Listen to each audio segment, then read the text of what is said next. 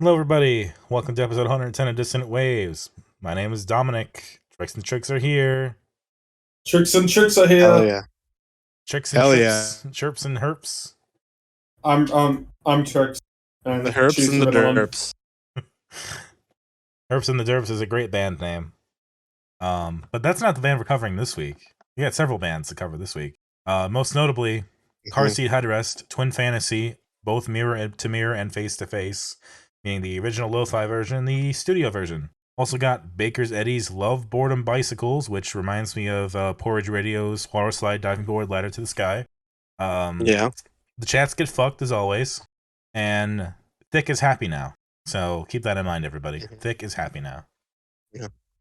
All right. All right. Now that this terrible intro has been put and done, which album are we going to start off first here? Fuck. As we got Should we no piss off decision. the furries first? Yeah, let's piss off the furries first. Okay. Although you're the only one who's going. You go ahead, Domino. I was only going to say Tricks is going to be the only one pissing off the furries, I think. But the most notable gay the most notable gay furry in the music scene. I can't believe you choked on gay furry. Not the first time. Mm. Ooh. This is now a explicit chat, and I don't know how comfortable I am. Yes, Will Toledo's Twin Fantasy is arguably his magnum opus. He did it once, then he did it again, and they're two slightly different, not slightly, but like different recordings of the same material, which is interesting and cool. Should we just jump off from the dome and say I will say before we do all these hot takes and everything like that, remember that the original Twin Fantasy is probably considered one of the most essential Bandcamp releases out. Yeah. It was popularized from 4chan's music forum. They practically got a hold from this album, and it became a huge talking point on that. Obviously, then it became from there it went to Tumblr and all the other music forums and stuff like that. But it's considered one of the first really big Bandcamp breakout.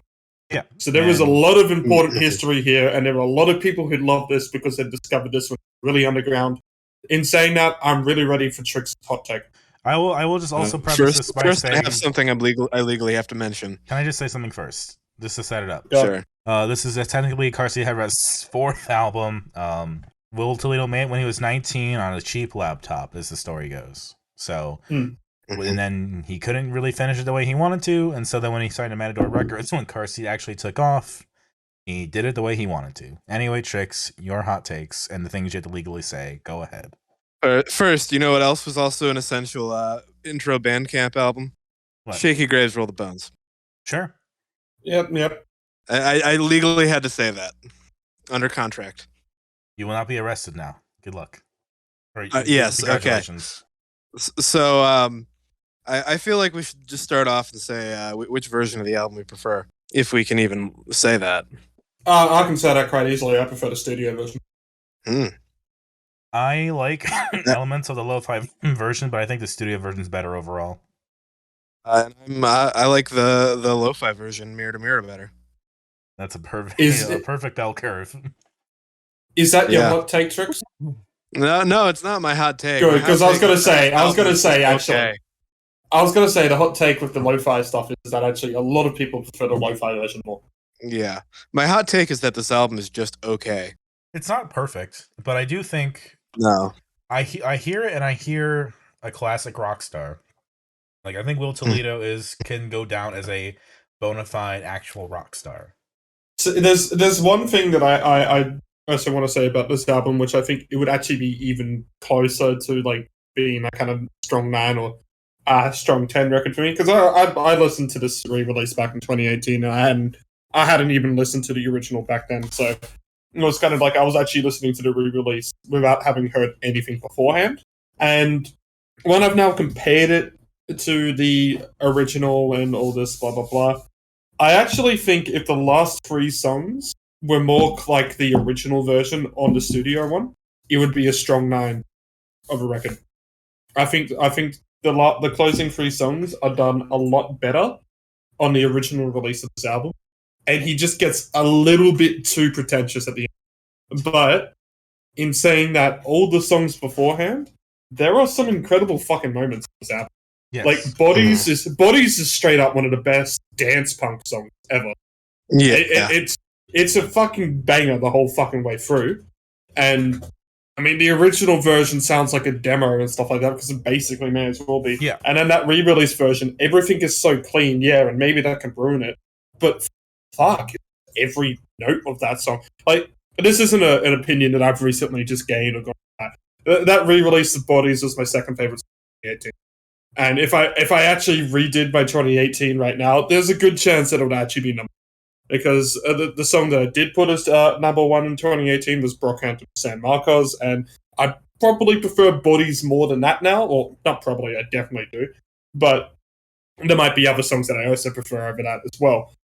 I mean, and go ahead. So there's also other moments on this record as well in which they're not as good as that for me, but they're still fucking great. I mean, Beach Life and Death is it's considered usually by a lot of people to be that kind of like, what's the word I'm trying to say? It's like the car seat headrest song. Yeah. Even though it's not personally Definitive. my favorite. Yeah, definitive, that's not much. I mean, Beach Life and Death is like, it's fucking 13 minutes of him talking about him being depressed and coming to terms with his sexuality. Yeah. And yet, even in the moments where it slows down, it still doesn't really slow down. Like the crescendo, like they're like like what it rises to, especially as you get to like the second and third parts, is really, really like a high point. Like you really feel it. Gets you into like the rhythm of the song, which is really cool. My biggest disappointment with the studio version over the lo-fi version is that I feel like the best songs on the studio version get bogged down because he decides to do like really extended spoken word stuff at the end of them. Like High to Death and Sober to Death are some of my favorite songs on here, and like there's like minutes of just talking about Jesus.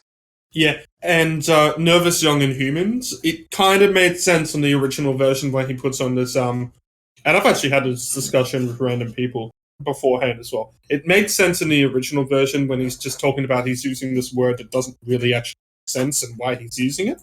In the re-release, he's just waffling on about nothing, and it's like, okay, if I wanted to hear this, I'd watch an interview. It does not fit, I reckon. No. And I think the part about using the word that he doesn't really understand is more cutesy, more in tune with like what he's going for.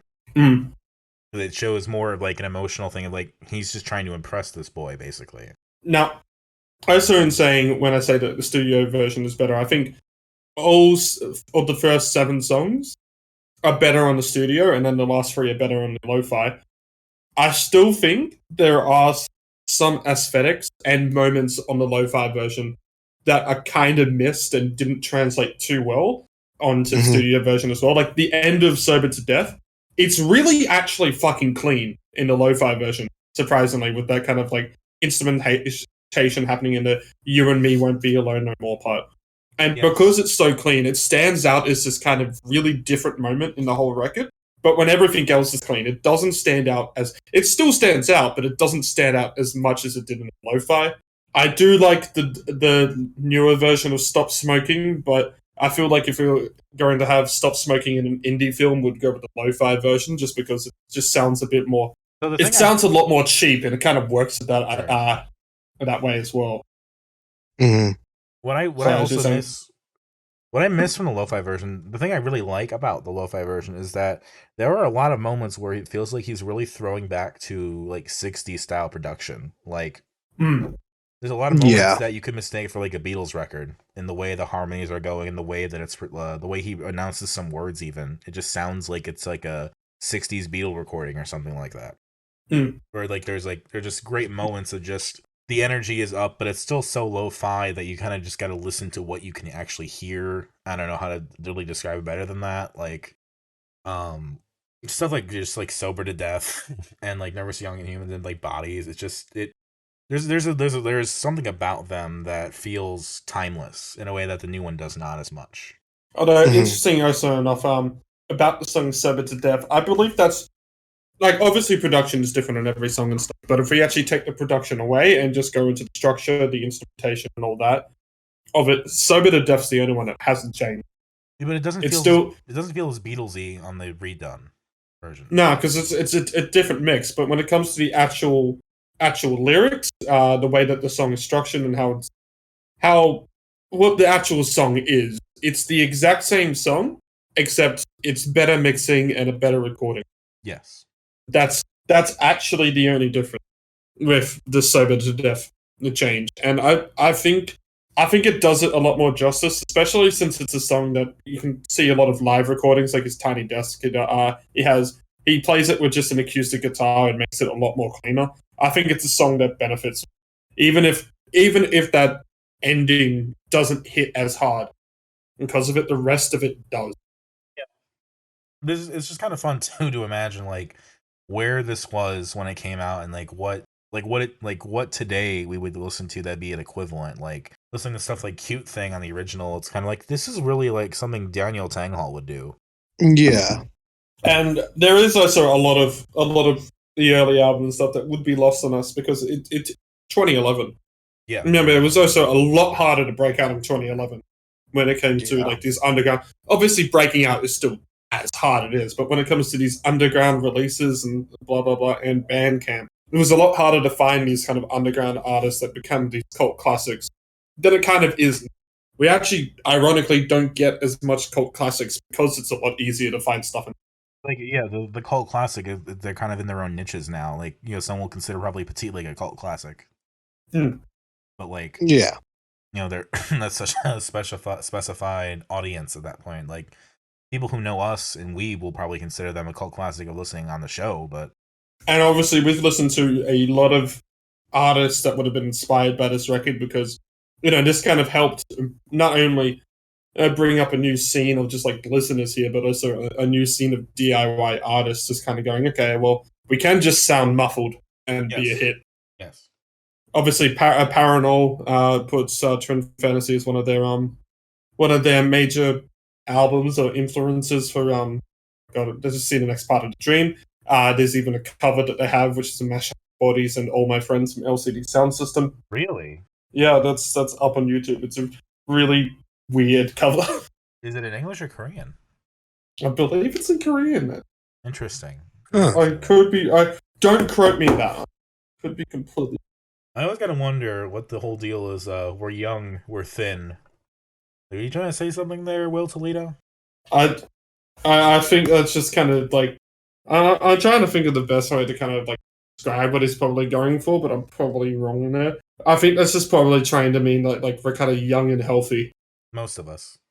Yeah. Most of us, yeah. So like we should be able to do what we want, kind of thing. Not kind of, but it could be completely wrong. I could be misinterpreting that. Just weirdly fat phobic for just a 1 second. I wouldn't take it as a fat phobic. I know. I'm being overly dramatic at that, but yeah. I don't think anyone's seen the word thin and then just goes like, "Oh, this is fat phobic." Although I love the genius annotation. Will Toledo is a skinny man, but in brackets, but he's being inclusive. Good old genius annotation. Great. Genius annotations are the fucking best. I mean, it's technically not wrong. He is being inclusive by saying most of us. My favorite is still Stefan Stevens' "Die Happy." It's just I want to die happy constantly, and then someone's annotated it and just said he wants to die happy. Fucking genius annotations, man. How else would I know what people are on about? The fucking genius lyrics that look like shit posts is also fucking a great genre. And that's an actual like Twitter page, and my favorite is there's a Rich Brian lyric. It's "Independent man, I might suck my own dick," and Rich Brian replied to it and said, "I still don't know why I wrote this." Fair. That's great. So, I guess for me, like, I can see why people like this album a lot. Even with the studio version, though, it doesn't feel like a completely sewn up like concept album the way I think he wants it to. Like, it still feels loose enough that it works as just a traditional album in some ways. Look, my personal take on just car seat headrest albums is, I mean, if you're into this, and especially the pretentious parts on here, then this is going to be your favorite album. Just straight up.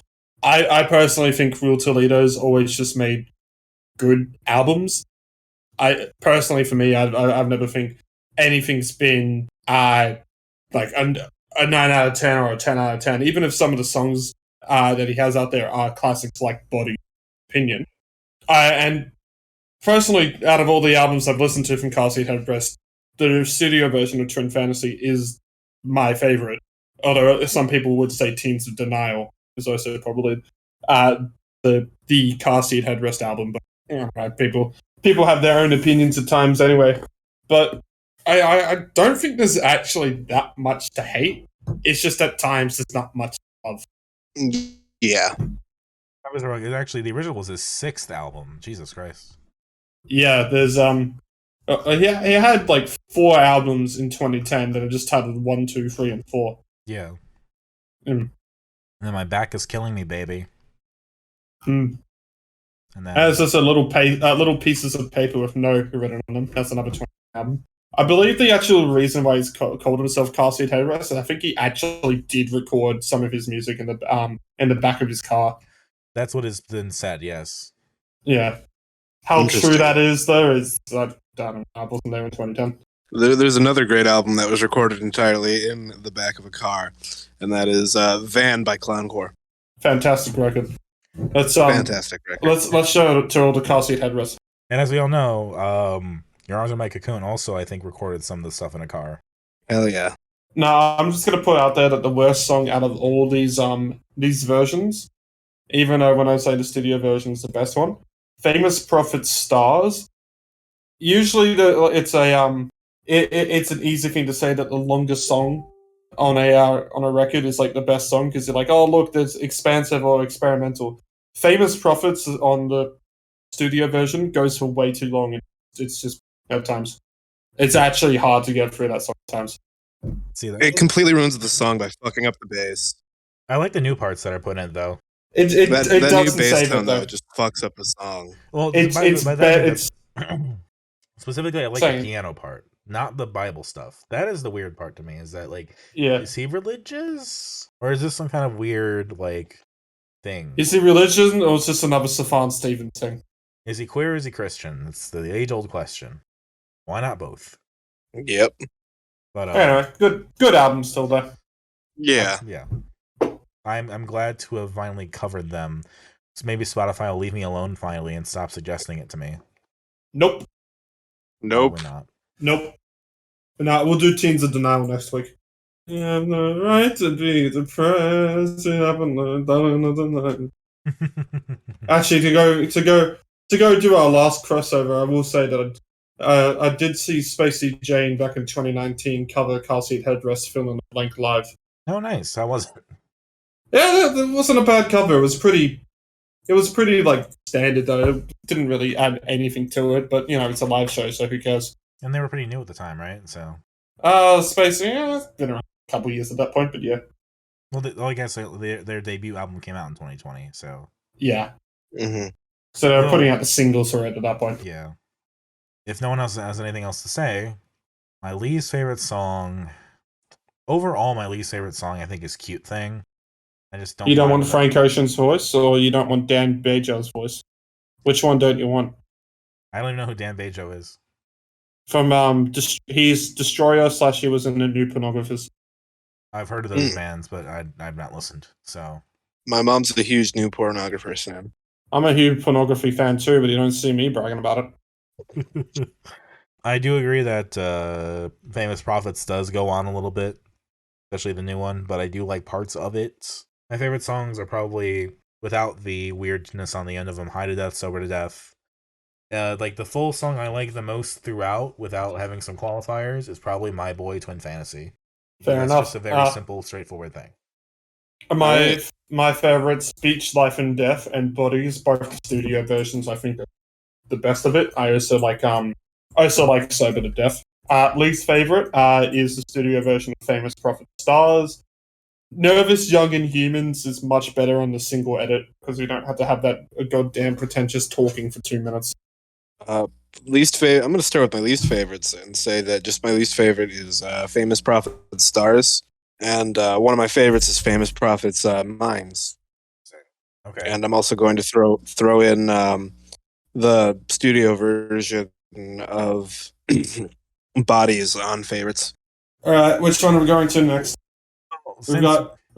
I was going to say we got 3 rock albums. Yes. There we go. Since we're talking about Spacey Jane and debut albums, I guess I assumed wrong that because they were a 2020 debut release that they were a pretty new band. Because not all bands, when they're new, put out their first album. Sometimes it takes them 12, 13 years to put out an album. Yeah, so we're doing Baker's Eddy? Correct. Okay. All right. Yeah, I want to apologize. So I think I misdiagnosed them as Australian last week. They are based in Australia, but they formed in Wellington, New Zealand. When they were 12. When they were 12. Yep, in 2009. Moved to Australia in 2016, where they actually turned out to be a good move because they have started to break out a bit in the scene. I think I actually discovered them in 2017 or something like that when they put out the song If You CK, which I was like, hey, what do they mean by this? And then I heard the actual words being said. Okay, it's just a shitty joke. Well, it's like if you see Gamey. Yeah. By Britney Spears. And they've had a couple singles being released over the last year. I think the one I was mostly focusing on, even though I didn't even put it in my top 200 last year, was 21. Now they finally put out their debut album, and I ended up liking it more than I thought I would. That's my introduction. So this album and another one are the two that I had different, the opinions basically switched, where I started out liking the other one a lot more, and then as I listened to this, I started liking this a lot more than the other one. I won't reveal which one the other one is until we get there, but... Well, there's two options. There's 2 options. I will say, you were starting to post a bit more Baker's Eddy stuff in the towards the second week here, which makes me think that you got probably a bit more interested in it. Yes. That being said, I think this one has a little bit higher peaks and lower lows for me. That is fine. I do not like the song 21. I think that song sucks. I don't hate it, but it's definitely not even close to the top stuff here. I just do not like how loose the verses are, and compared to what music they have laid down for it, it just feels really rambly and really unwieldy. It's fine as a single. I think I do agree. It probably doesn't fit on this album as much as a lot of the other songs do. That being said, yes, I want to say the fucking intro to this album, fucking great. Yeah. Constantine is one of their best songs here. And I thought it was with the album. Turns out it was a single last year, which sucks because otherwise this song would have been a chance to be in my top 100. Sober probably still will be in there at the end, but Constantine is a fucking... I also quite like how they sequence their songs, because Drinking Mood and Sober obviously go together. Because, action, reaction. The other fun thing is that in Sober, they talk about looking forward to when they're 25. Yeah. If you think about it, Sober is placed 4 songs after 21. So sequentially, it makes sense. Yeah. They definitely did get the sequencing on this album, right? Even if songs kind of don't really need to be there. It's not like it's told they put it in the wrong place. It's just that they've added. This could have been thinned out a little bit, maybe. Yeah. That being said, when it comes to, because Baker's Eddy aren't considered one of the highlights of the Aussie pub rock scene. They're just a band in the Aussie pub rock scene. Sure.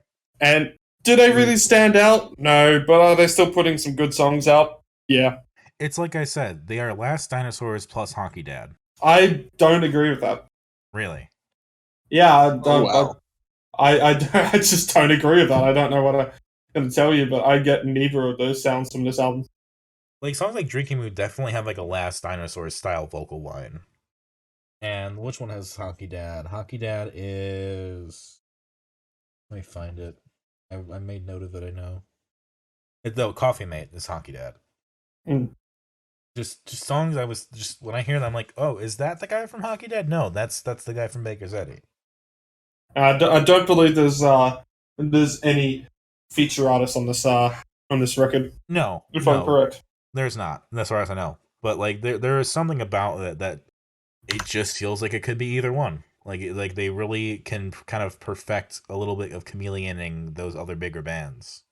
For me, anyway. Maybe not for you. Maybe there's something that you being Australian are picking up on that I'm not. Now, one other thing we'll put out, as we've said, this band formed when they were 12 in 2009. It's still the same 4 members. Yes. Yeah, so that's pretty impressive for a band that's 13 years old and formed when they were 12. They're still going. Yes. That being said, they seem to be quite prolific for a band of this size. Like, if you take a look at all their releases, including their singles, they've actually released something every year since 2014. Okay. Even if that just be singles, or if it be, because in both 2015 and 2018 they did put out some EPs. Yeah. Obviously now this year is the first year that they've actually got the album out. Last year they had some singles. In 2019 and 2020 they had some singles as well. Even if they only be 1 or 2, that's still quite a good record for a band that hasn't really got much.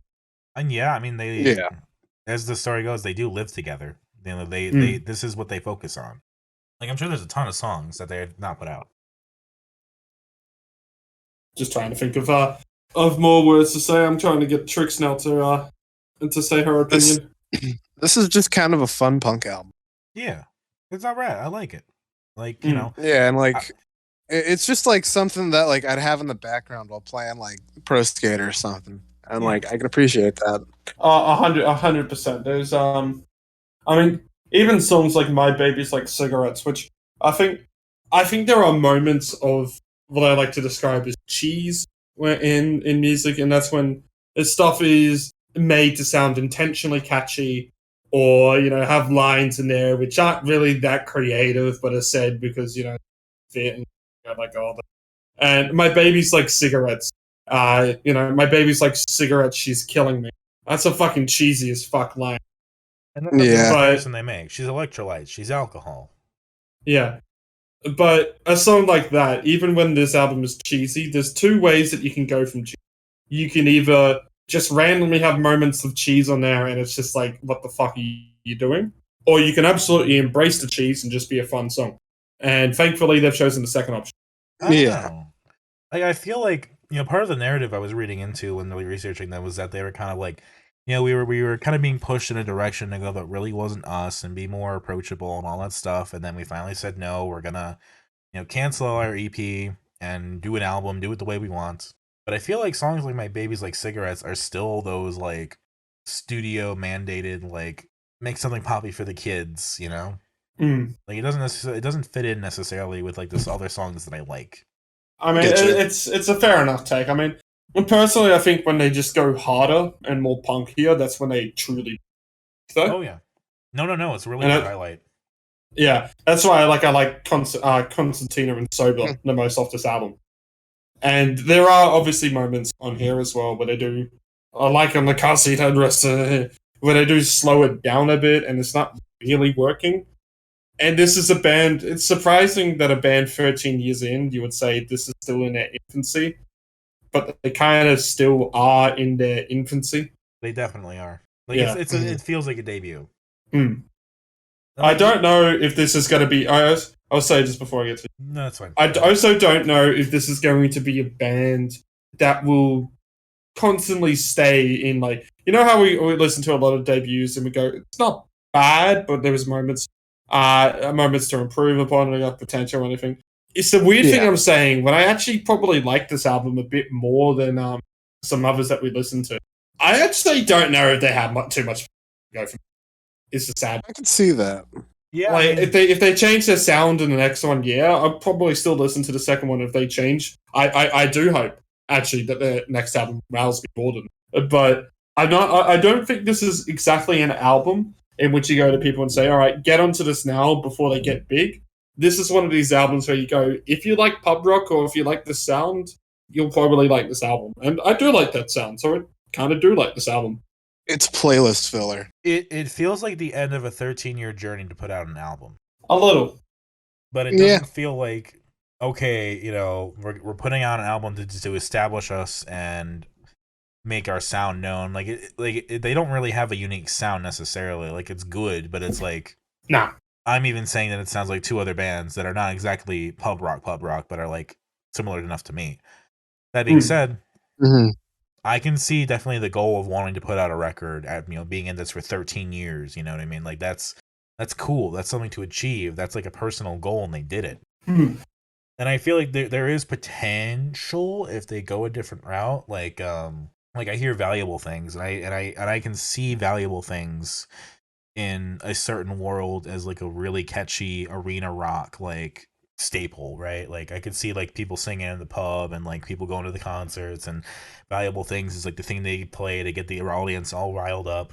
But like, can they really go from there on that? Maybe. But like there's dynamics, but I don't know if the dynamics are necessarily if they want to go from that, because like I have a feeling it'll just be more of this if they do another record. Yeah, I can see that. I do agree. Which sucks, but yeah, I mean we'll have to see, because it's the same 4 people, so either they're in this for life or this was like the peak. Yeah, Either way, if it is their peak, it's not a bad peak to have. it's not. We put an album out. Not much bands can say that sometimes. So they should have a Bandcamp. It's weird that they don't. Yeah, no, I do agree. They have a SoundCloud, but not a Bandcamp. Get a fucking Bandcamp, guys. Favorites: Constantina, Sober. Probably say High Vis Baby as well. Was probably another one of my favorites on here. Least favorite: probably something like Spaces, or a bit of. I kind of agree with 21, but it's also not bad if you listen to single. I actually kind of like Spaces Nothing. My favorites, I will say, are No, FMO, Valuable Things. Another one. My least favorites, I gotta go with 21. I cannot stand that song. No least favorites, no real favorites. I'm gonna be honest. That's a fair enough take. And for once, you didn't even say Blender. Yeah. Just kind of all eh. Now, my baby's like cigarettes. You gotta wonder, how much do cigarettes cost? That's the worst fucking segue ever. I love it. Anyways, on to my favorite of the week. Alright, we're doing the chats. Get fucked. I don't think I need any more description. So, this is the first album with replacements of the guitarist. Pricey left, and now we have, I forgot what his name is, but they're both named Josh. Yeah, we got a new guitarist in. He was there for the AC/DC CD single, and they were releasing a couple singles at the start of this year. Actually, opened for the Strokes, which is good. I was at that concert and they opened up, and they're still playing as fast as they were before. So Josh Hardy in for Josh Price. Yeah, and I think they've actually gotten past the sophomore slump here. I think this is a better record than their than their debut. Much better. I like this a lot. The price of smokes is going up again. There's bastards in Parliament ought to be hung for an axe. Fucking. How fucking jealous do you feel, Ritz, that knowing that I can get a pack of cigarettes I don't buy cigarettes. $1.92 US for $1.92 here? That's insane to think about. I don't buy cigarettes. Don't buy cigarettes because I always steal them from people at parties. I buy cigarettes because I like smoking. Stop smoking. Nah, we love you. What's the price of? Let's buy some Australian cigarettes here. Now in Chicago, cigarettes are fucking expensive. So $1.92 in Indiana is wild to me. They're not real cigarettes. They're filtered cigars, which are like kind of a weird legal loophole to get really fucking cheap cigarettes. Okay. I'm not buying them. I'm doing a comparison here, Ash. All right, we're not buying cigarettes. It's not that type of a chat, especially when there's one delivery, $1 delivery. So, oh my god, a carton, a 10 pack of 20, like a pack of 20 and 10 of them, $290 in Australian. A carton of my cigarettes. I rent. Yeah. And I pay for like the more expensive cigarettes because I like them. I get 120 for $54. Yeah, it's so probably like a pack of 20 is like $30 Australian. It's due to a number of reasons, not just importing because I don't think we even really imported here. It's mostly to do with tax. So that actual reason of like those bastards in Parliament be hung to the nets, it's not inflation or anything like that. It's no, there's taxes. there's actual taxes on tobacco products. That's the case in the States too, but like Yeah. the ones that I had were like cigars, and so like cigars are taxed differently in the States, and that's why you also get like flavored cigars in the States, why you can't get flavored cigarettes. I just also want to talk about how thoroughly working class this album is. Oh yeah. Like, Price of Smokes is one thing. Like, that's already talking about like money problems and trying to enjoy things that you find pleasurable but fucking expensive. But like Dead on Sight, just about workers and dying on the job and how they don't give a fucking shit about you and try to cover up. Yep. I've been drunk in every pub in Brisbane. That's always a classic. Yeah. Mm-hmm. Actually, one of my favorites on here, and I don't know how many people agree, Out on the Street. That's actually my least favorite. Really? That's one of my favorites. I just didn't find anything super special about it. I don't know. I think. Granted, a lot of this album kind of sounds like itself, but I think it's fine because it's short and fast, and the parts that do stand out even stand out more. Price of Smokes is the best song. Oh, I disagree. It's Emperor of the Beach. Really? Emperor of the Beach is also really good. Emperor of the Beach is my favorite of the week. Damn. It's hard for me to pick my true favorite of this album, but like, there's a lot of really good songs. Like Panic Attack is super great. Yeah, with the original Chats album as well. Like there was some good moments, like the Clap, Identity Theft, Dine and Dash, Pub Feed, and stuff. Better Than You, the closer on that as well. But a lot of it was just kind of like it was just songs about Brisbane still. Yeah. Or Noosa, where they're from, or Nambour. Sorry, I keep saying Nambour. On here, there is just a lot more topics that they go about, and because they do it a lot faster as well, they're not hammering themselves on and putting out some bullshit lyrics to pad out. They're just quickly saying stuff and then just fucking off. Yeah. Like ironically, with the Price of Smoke, the Price of Smokes, they kind of just doing this over. That's the one that's a bit ironic. But like 6 liter GTR at the start there, that's just about a fucking car struck by lightning. It's just about. He literally explained it at the start of the Strokes gig when the Chats were performing, and he said, "I wrote this song about what I thought it would be like to get struck by lightning and how it would fucking hurt." Wow. That's it. That's all the song is. Hell yeah. This is finally an album I feel like I can compare to, and like quality wise, to the Adolescents. Yeah, I could see that. Because it follows kind of a similar structure. The Adolescents is a longer album because it has more of that like long, short dynamic. But like that it still exists here. Like The Price of Smokes being a long song and still being one of the best compared to like Southport Superman being 40 seconds and in and out. Like they get both ends of it really well. And despite it being like basically the same kind of thing, 40 years later, it still feels fresh. Yeah. Crazy part about this album as well is that I did listen to the singles, and the singles don't stand out too much on their own, but just with the album, they're just so much better. Oh, I believe it. It's 27 minutes, and it's one of the best albums of the year. It's fucking incredible. Yeah, I don't know if I personally enjoy Twin Fantasy more as an album, just because as an album, I think probably the Chats is better. But when it comes to the peaks, that's the only thing I'm like comparing to this week, and that's the only issue I've got. No, I'm right there with you. Like, there's a certain, bravado and a certain amount of like effort that Twin Fantasy has that's different from like just how fucking good this album is. Like there's differences there, but like hard to compare. And it's also one of those albums. I don't know how much you can actually really talk about this album other than just saying it's a good album. It's a great fucking punk album. It's fast. I assume a big reason why Trix loves it is that the bass is still prevalent on this one. Oh, God, yeah. Yeah, it helps when the frontman is also the bassist. Oh, absolutely. Now, but I gotta say, I love the way that like the guitars layer in, and like the guitar feels like more mature on this album compared to their first one. Which switching guitarists will do that for you, but like you can definitely tell that there's a new guitarist and he's got his own style. I also think with it, like whilst there are definite kind of changes in the sound that you can tell between this and their first, it's weirder because it still feels like the Chads, and yet it feels like it's also it feels a lot more inspired by the kind of classic fast punk that this is based off. Yes. Like Recorded in a McDonald's bathroom on a Fisher Price cassette tape on a big speed binge.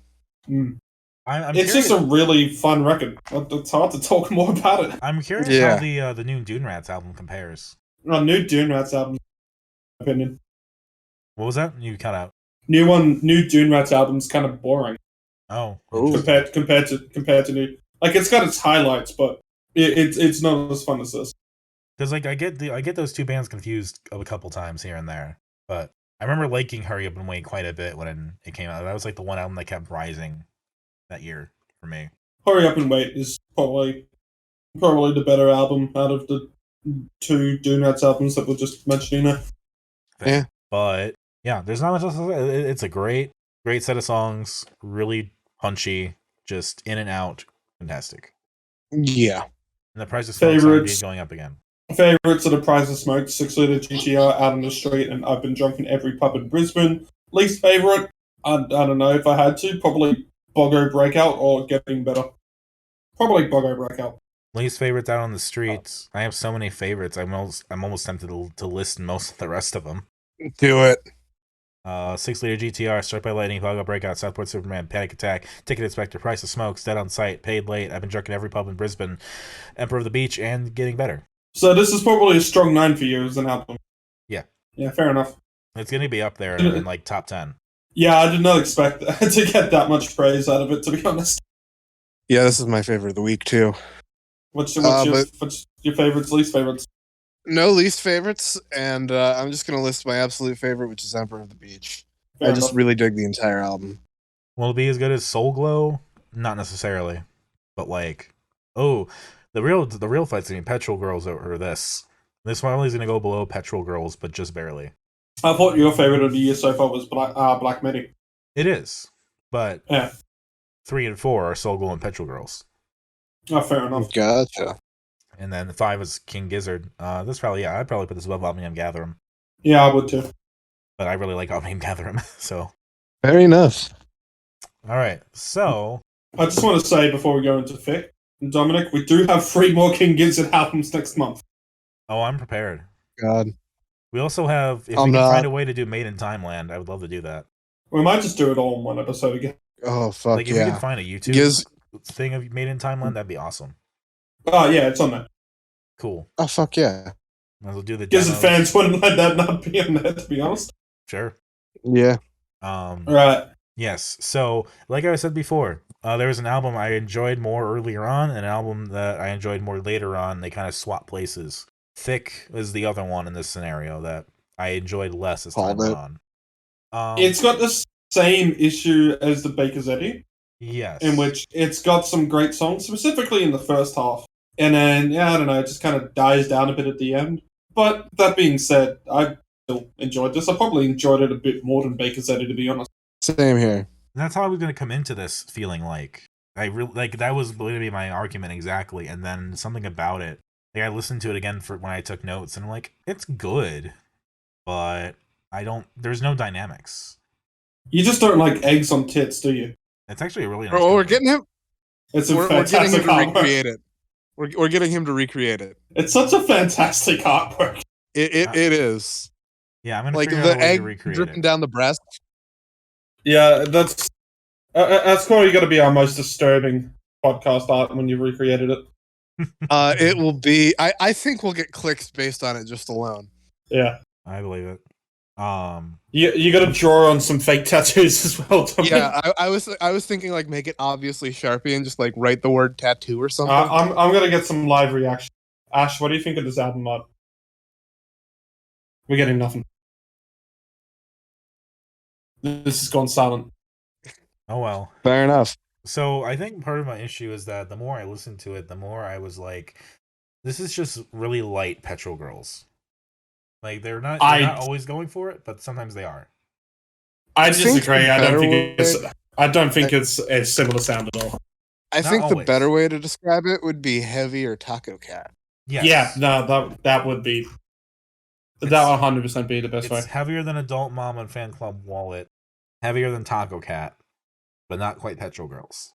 Mm-hmm. I think putting it and comparing it to all of that is just going like, hey, here's all the female fronted, kind of independent or Bandcamp style releases that we've covered, and yeah, there are some similarities in that. But this really only sounds like that.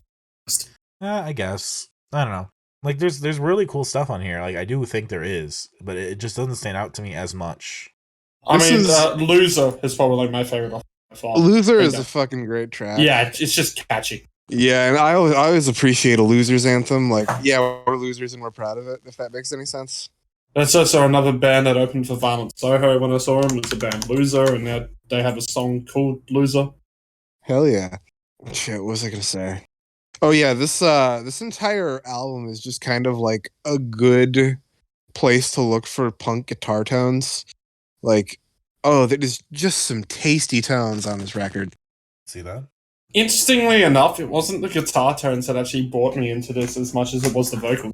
Yeah, I can totally see that, but like, I like the way that they played off each other because I listen to a lot of punk and like a lot of this kind of like with like the guitars and whatnot, like this sound, and I feel like they did something unique with the guitars. They like weren't as harsh, and like that kind of suited their vocals, which again weren't quite as harsh. And like it just feels like a softer punk, but like it still hits just as hard. Also, like If how that they all seem to trade makes off any on sense at all. vocals. I like how they kind of traded off on vocals. It seemed like all three of them. I didn't really notice that, to be honest. I know they are all vocalists and stuff, but I didn't notice it like I did in Slide Withers, where I don't think they had that distinct enough of differences in their vocals. I think I noticed it more in the spoken word segments. Yeah. Yeah. Maybe I'd have to.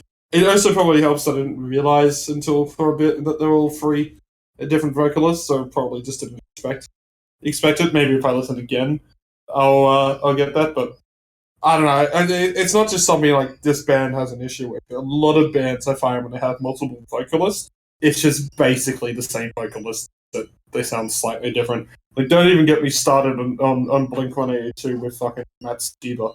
With Tom DeLonge, they were completely different. With Matt Skiba, it's like, oh, that was him singing. I thought it was still Mark Hoppus. Fair. Yeah. But yeah, I feel like this album ramps up a bit. So, like, my favorite parts of it are the end.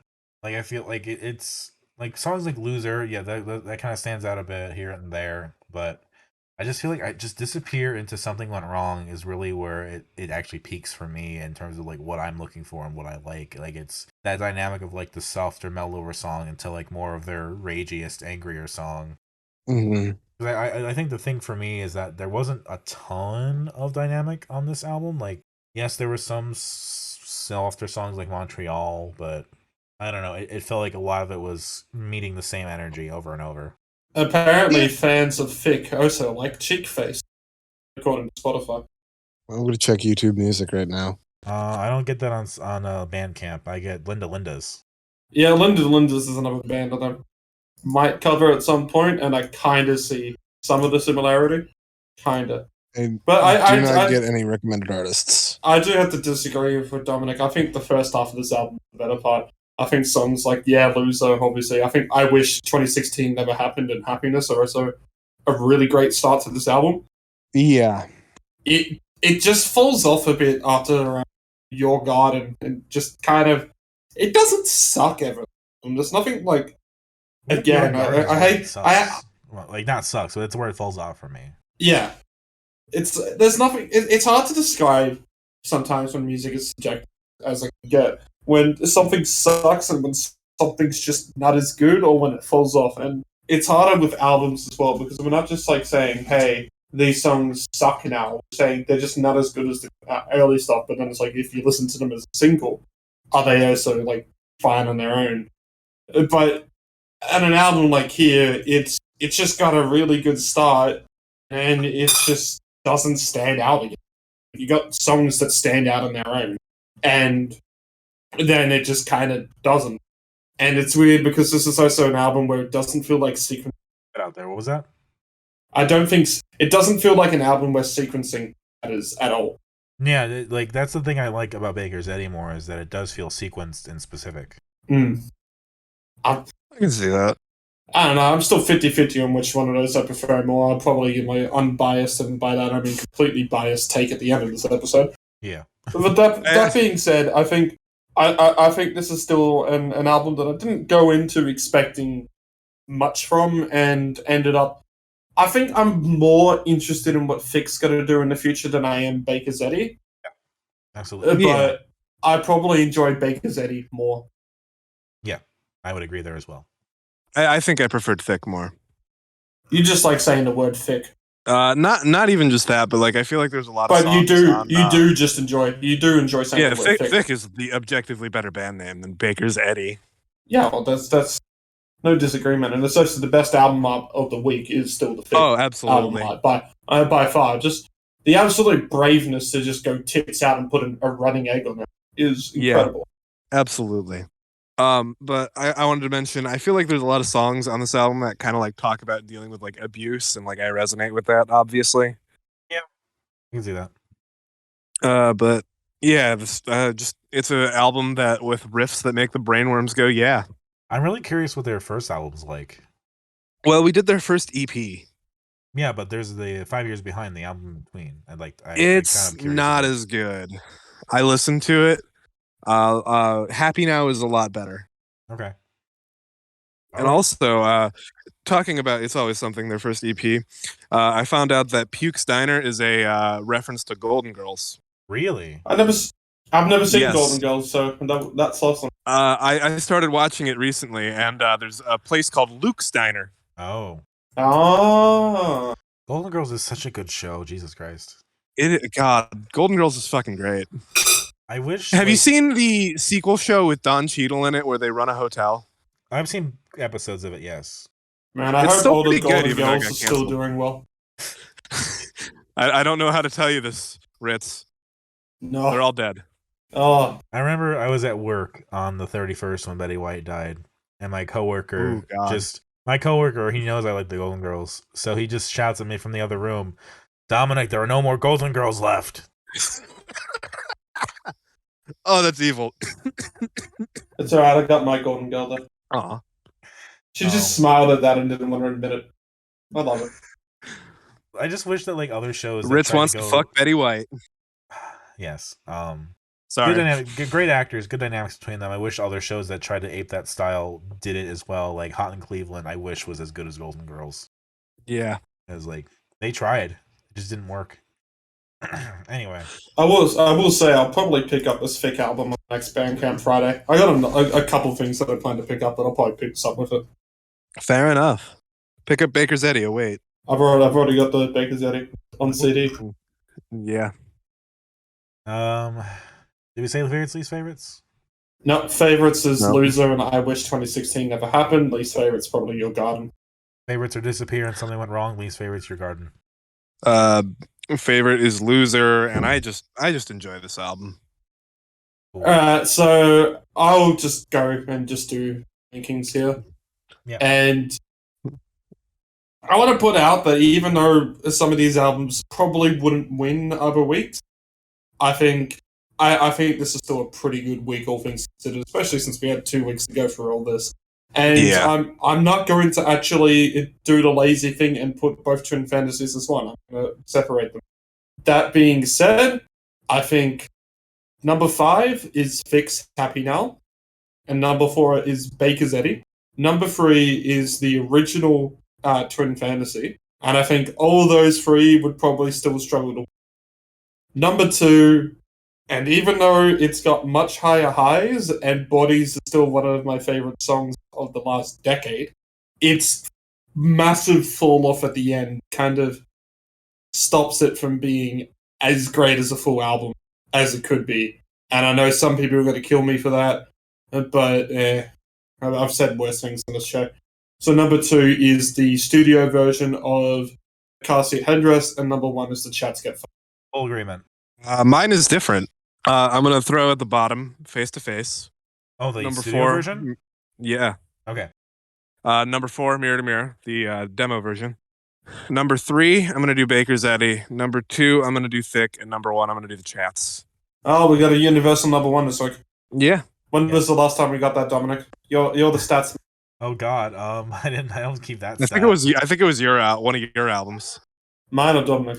Yours. Trying to remember what it was because I don't think it was last week. I think last Did we week. do Schlagenheim? I don't know if Schlagenheim was a.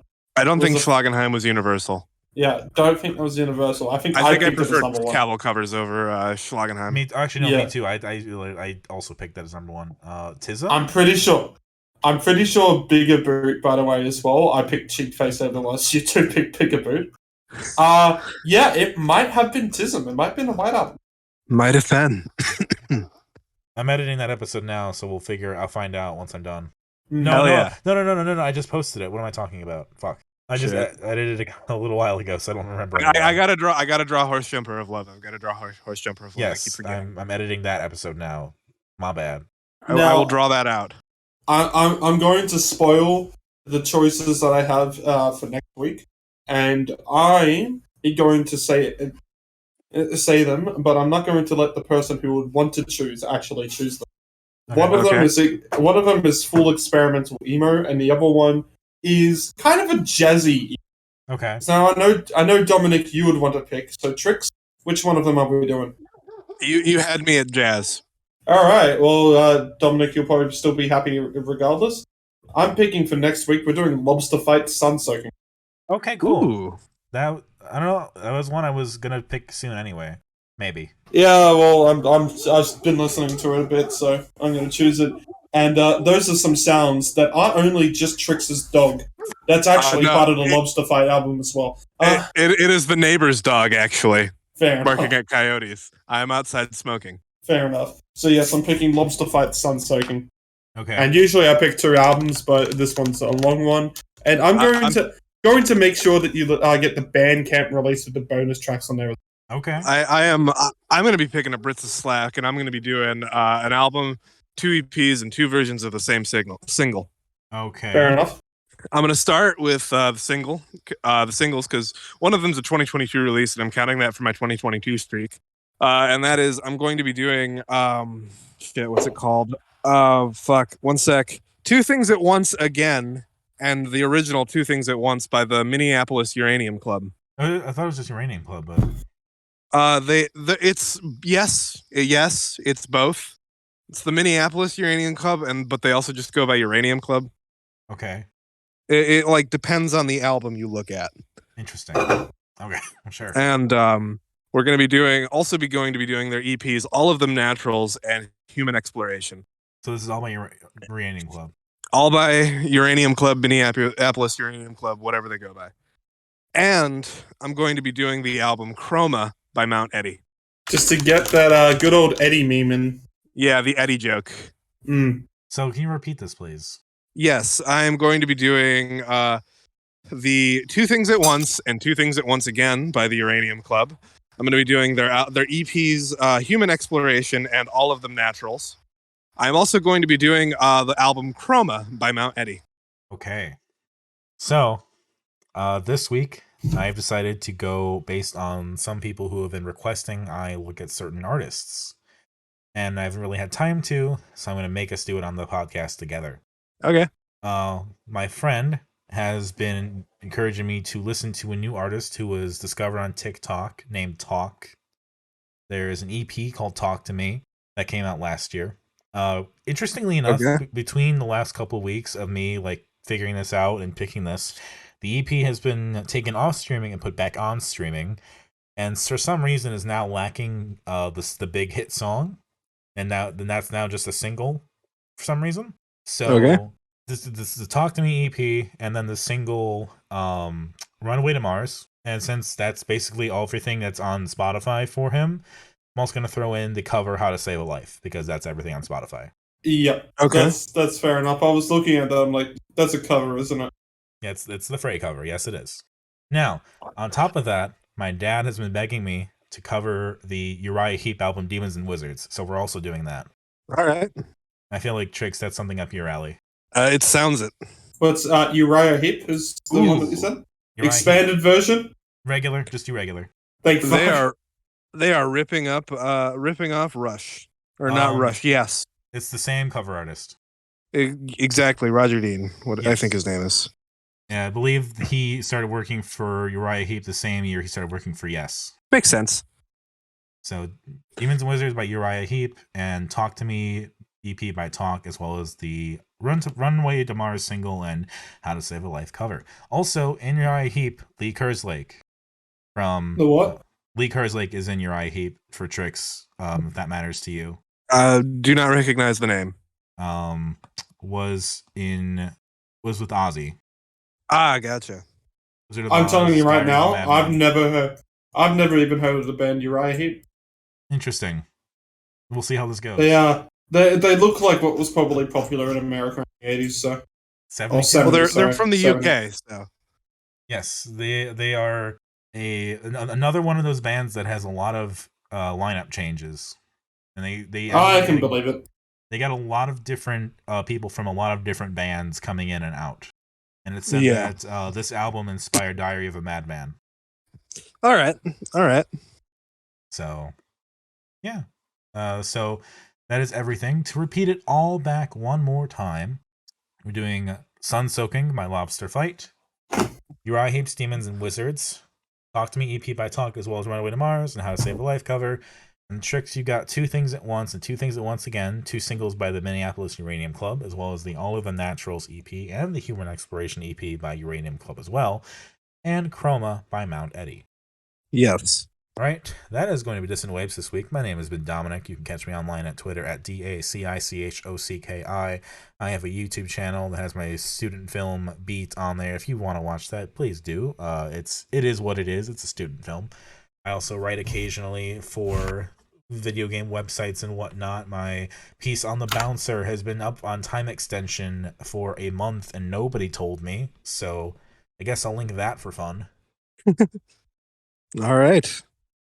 Ritz? I've been Ritalin. You can catch me on my website, ritalinforkids.github.io, even though there's no way to contact me in that website, but I guess just look at it anyway. I also have a YouTube channel, that'll be in the description below, because I can't remember what the URL is. I've been Tricks. Catch me online at Twitter, procrastinaut_. It's like procrastinating astronaut and then underscore at the end of it. I also have a bunch of other shit linked in the description. Buy our merch. Check out our website, dissonantwaves.space, and our YouTube channel, Dissonant Waves. And that will be it for us then. Everybody, have Hell a great yeah. time wherever you are, whatever you're doing, especially if you're taking a shit. Have a good time. Enjoy that shit.